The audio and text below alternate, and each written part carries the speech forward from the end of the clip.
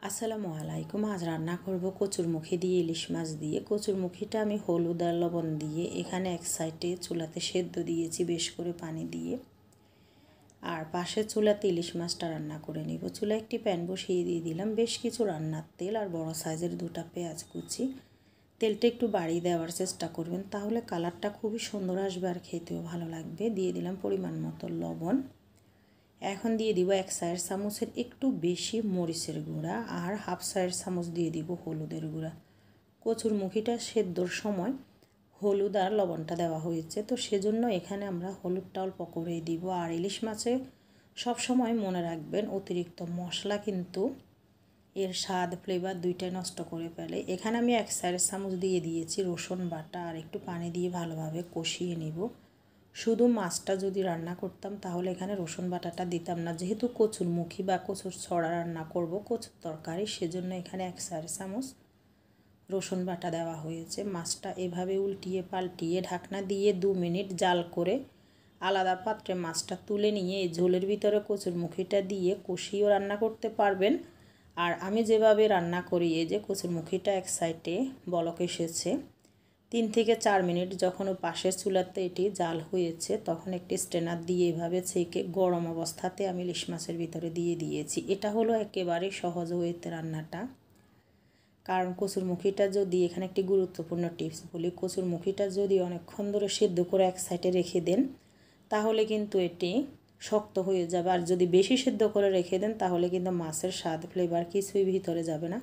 সেজন্য এভাবে খুব সহজ ওয়েতে রান্না করে নিতে পারেন। এক পাশে কচুরমুখীটা সেদ্ধ দিবেন আর এক পাশে মাছটা কষিয়ে নেবেন। এখন মেলানো একটি পাত্রে আমি রান্না করতেছি, আপনারাও করবেন। বেশ কিছু গরম পানি দিয়ে দিলাম, যেহেতু কচুরমুখীটা আমি 3 থেকে 4 মিনিট পাশের চুলাতে জাল করে নিয়েছি, এটা সেদ্ধ হওয়ার দরকার।